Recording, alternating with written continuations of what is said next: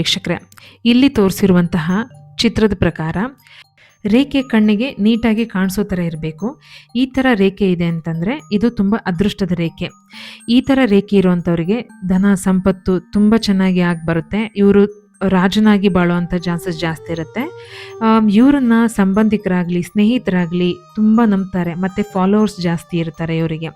ಮತ್ತು ಪ್ರಪಂಚದಲ್ಲಿ ಒಳ್ಳೆ ಹೆಸರು ಮಾಡುವಂಥ ಎಲ್ಲ ಅವಕಾಶಗಳು ಇವರಿಗಿದೆ. ಇವರಿಗೆ ಗುಪ್ತ ಶತ್ರುಗಳು ಅಂದರೆ ಶತ್ರುತ್ವನ ಬೆಳೆಸೋದಕ್ಕೂ ಕೂಡ ಯಾರಿಗೂ ಮನಸ್ಸು ಬರಲ್ಲ.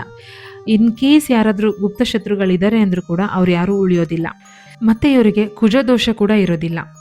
ಅಂದರೆ ಮದುವೆನಲ್ಲಿ ವಿಳಂಬ ಆಗಲಿ ಅಥವಾ ಡಿವೋರ್ಸ್ ಕೇಸ್ಗಳಾಗೋದಾಗಲಿ ಇವರಿಗೆ ಆ ಥರ ಕುಜದೋಷಗಳು ಉಂಟಾಗೋದಿಲ್ಲ. ಈ ಒಂದು ಅದೃಷ್ಟ ರೇಖೆ ಬಗ್ಗೆ ಈಗ ತಿಳ್ಕೊಂಡ್ರಲ್ವ ವೀಕ್ಷಕರೇ. ಇದೇ ತರಹ ಬೇರೆ ರೇಖೆಗಳ ಬಗ್ಗೆ ನೀವು ತಿಳ್ಕೊಳ್ಬೇಕಂತಂದರೆ ಇಮಿಡಿಯೇಟ್ ಅಪ್ಡೇಟ್ಸ್ಗಳು ನಾನು ಇಲ್ಲಿ ಅಪ್ಲೋಡ್ ಮಾಡ್ತಿದ್ದಾಗೆ ನಿಮಗೆ ಸಿಗಬೇಕು ಅಂತಂದರೆ ನನ್ನ ಚಾನೆಲ್ನ ಸಬ್ಸ್ಕ್ರೈಬ್ ಮಾಡ್ಕೊಳ್ಳಿ.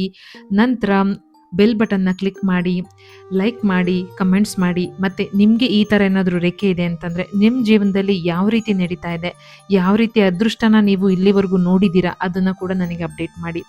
ಒಳ್ಳೆಯದಾಗಲಿ ವೀಕ್ಷಕರೇ. ಕೃಷ್ಣಾರ್ಪಣ ಮಸ್ತು.